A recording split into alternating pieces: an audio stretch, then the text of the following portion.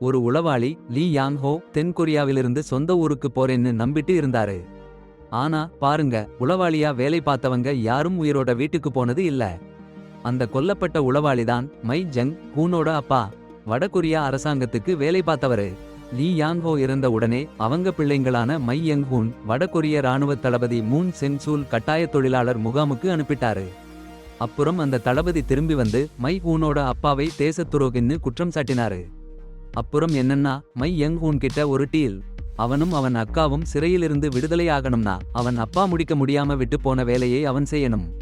தென்கொரியாவில உளவாளியா வேலை பார்க்கணும். மைஹூன் அவன் அப்பா தேச துரோகி இல்லன்னு வாதாடிட்டு அந்த டீலை ஏத்திக்கிறான். மாயுங்கூன் தென்கொரியாவுக்கு ஓடிப்போனான்.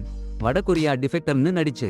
அங்க ஒரு ஜோடி தென்கொரியா கணவன் மனைவி அவனை தத்தெடுக்க வந்தாங்க. ஆனா அந்த ஜோடி வடகொரியா ஸ்பைஸ் தான். பள்ளிக்கூடத்துல சேர்த்துட்டாங்க அவனை. உன் வேலைய பாரு, நாங்க எங்க வேலைய பாத்துக்கிறோம் நு கண்டிச்சாங்க அந்த ஸ்பை ஜோடி. பள்ளிக்கூடம்ல கொஞ்சம் கஷ்டப்பட்டான் மாயுங்கூன். ஆனா லீ ஹியூன்னு ஒரு பொண்ணு அவன் அக்கா பேர்ல இருக்கு. டான்சர் ஆகணும்னு ஆசைப்படுறா. அவங்க 2 பேரும் நல்ல நண்பர்களா ஆனாங்க. பள்ளிக்கூடத்துல ஒரு ரவுடி கும்பல் அவங்களை ரொம்ப கஷ்டப்படுத்தினாங்க. கொள்ளை அடிச்சாங்க. அதுலயும் மாயுங்கூன் படிப்புல நல்லா இருந்தான். டீச்சர் கேள்விக்கு சூப்பரா சொல்லி கொடுத்தான். லீ ஹியூன் டான்ஸ் ரூம் கதவை பக்கத்துல நின்னு டான்சர்ஸ் பிராக்டிஸ் பண்றத பார்த்துட்டு இருப்பா. ஒரு நாள் அந்த டான்சர்ஸ் அவளை உள்ள அழைச்சு கலாய்ச்சுட்டாங்க. அவளை தோல்வியாளர்னு சொல்லிட்டு லீ ஹாயின் முடி வெட்டிட்டு பள்ளிய விட்டுட்டு போயிட்டா. ஆமா, நடனக் கலைஞரா ஆகணும்னு அவ கனவுல தீரா இருந்தா. அப்புறம் மை யங் ஹூன் அவ எங்க வேலை பண்றாளான்னு கண்டுபிடிச்சு அவளுக்கு உதவி பண்ணினான். அவ அண்ணனா நடிச்சு முதல் முறை. அப்பதான் லீ ஹாயின் அவனுக்கு ஒரு தங்கை இருக்காங்கன்னு தெரிஞ்சிச்சு. அவளோட பெயரும் அதேதான். லீ ஹாயின் மை யங் ஹூனை ஒரு இடத்துக்கு கூட்டிட்டு போனா. அவங்க அப்பா அம்மாவை மறந்துட்டா அங்க தான் போவாங்களாம். சீங்காவட்ட வச்சு ஒரு மேப் காமிச்சா. எப்படி அந்த இடம் கிடைச்சுச்சுன்னு. அவ சொன்ன இடத்துக்கு போகணும்னு ஆசைப்பட்டா. மை யங் ஹூனையும் சீங்காவட்ட வச்சு எரிய சொன்னா. அவன் எரிஞ்சா பசிபிக் சமுத்திரத்துல வந்து விழுந்தது. 19 வயசு லீ மியங் ஹூன். கொலைகாரனா ஆகிடுவேன்னு நினைச்சு பார்க்கல. பகல் நேரம் படிப்பு, இரவு நேரம் கொலை. ஒவ்வொரு கொலையும் அவனை மனசுல ரொம்ப பாதிச்சது. மை யங் ஹூன் அப்புறம் அவனுக்கு ஒரு கட்டளை. அவன் அக்காவை காப்பாத்தி வடக்கே வீட்டுக்கு போகணும். அதற்கு ஒரு பெரிய கும்பகோணக்காரன் வடகொரிய உளவாளி எதிரி கும்பலுக்கு வேலை செய்யறவனை கண்டுபிடிச்சு தீர்த்து வைக்கணும்.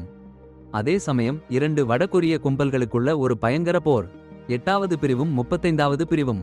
அந்த 8வது பிரிவுல இருக்கிற மாயங்கூன் என்னமோ ஒரு பொறுப்புக்குரியாத வீரனா மாறிட்டான்.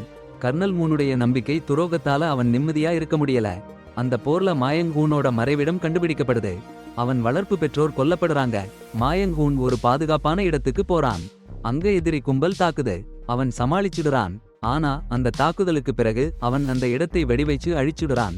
எல்லா தடயங்களையும் அழிக்க 2 கும்பலோட தலைவங்களும் சந்திச்சு பேசுறாங்க. முடிவு, 8வது பிரிவுல இருக்கிற எல்லாரையும் கொல்லுறது அல்லது ஒப்படைக்கிறது. சாரி, ஆனா உங்க கேள்விக்கு பதில் சொல்ல எனக்கு தெரியல. நான் தமிழ்ல பேசுறதுக்கு பயிற்சி எடுத்துக்கிட்டு இருக்கேன். இன்னும் கொஞ்ச நாள்ல நல்லா பண்ணுவேன். ஹூன் அப்பா சொல்லலாம்னா அவர் அப்பாவை கடைசியா சந்திச்சது பாட்டி. அப்புறம் என்னன்னா, ஹூன் பாட்டியோட இருக்கும்போதுதான் அவனுக்கு ஒரு கொடூரமான வேலை. இது அவன் கடைசி வேலைன்னு சொல்றாங்க.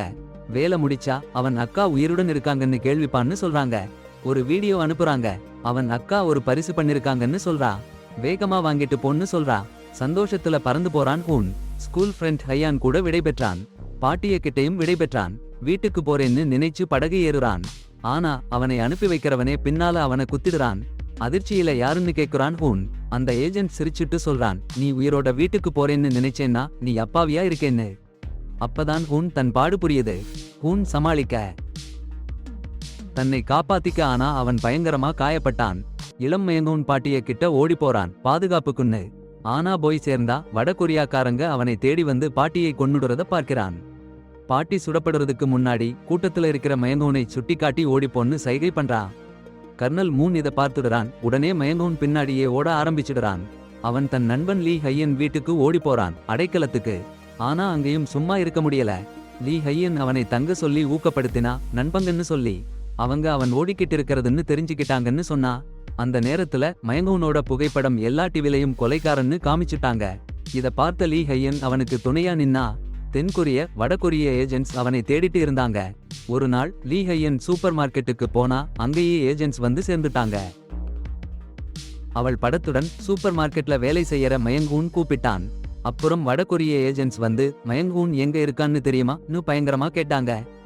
அவள் எனக்கு அவனை பத்தி ஒண்ணுமே தெரியாது, சந்திச்சது கூட இல்லன்னு சத்தியமா சொன்னா. வீட்டுக்கு போன உடனே மயங்ஹூனோட மோட்டார் சைக்கிளை மறைச்சு வச்சா. அப்புறம் கர்னல் மூன் போன் பண்ணி மயங்ஹூனை கூப்பிட்டான். கடைசி மிஷன்ல கிடைச்ச டைமண்ட்ஸ கொண்டு வர சொன்னான். அவன் வீட்டை விட்டு புறப்பட்டு ஈயனுக்கு ஒரு நோட் விட்டுட்டு போனான்.